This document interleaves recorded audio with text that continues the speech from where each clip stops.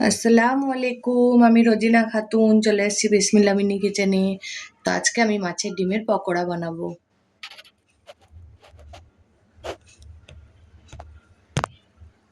কড়াইয়ে তেলটা গরম করতে দিয়ে ব্যাটারটা বানিয়ে নেব। কড়াইয়ে তেলটা গরম হতে দিয়েছি, এবারে ব্যাটারটা বানিয়ে নেব। মাছের ডিমগুলো আগে আমি লবণ আর হলুদ দিয়ে একটু ভাজা করে নিয়েছি।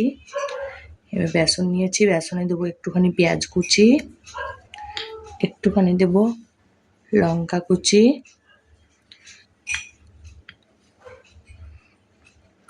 আর একটুখানি ধনিয়া পাতা কুচি।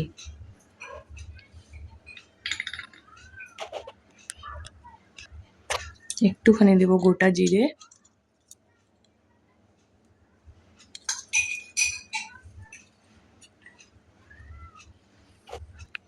এবারে দিয়ে দেবো গুঁড়ো মশলা, লবণ, লঙ্কা গুঁড়ো আর হলুদ গুঁড়ো। এবারে দিয়ে দেবো একটুখানি বাটা মশলা, দিয়ে ভালোভাবে মেখে ঘুলে নেব।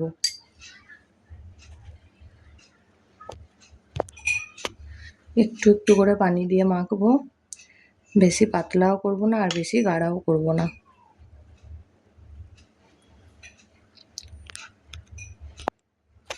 ব্যাটারটা ঘোলা হয়ে গেছে, এবারে আমি একটুখানি রিফাইন অয়েল দিয়ে দেবো যাতে পকোড়াটা একটু ক্রিস্পি হয়।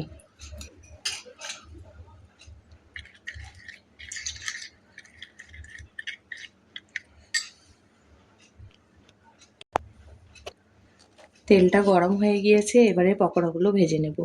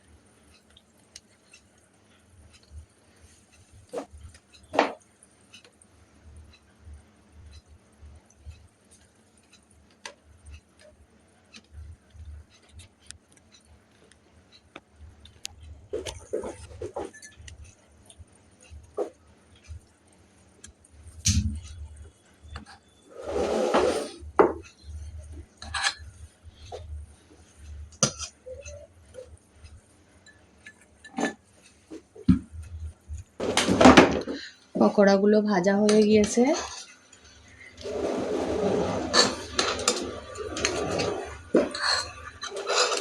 এবারে বাকি পকোড়াগুলো ভেজে নেব।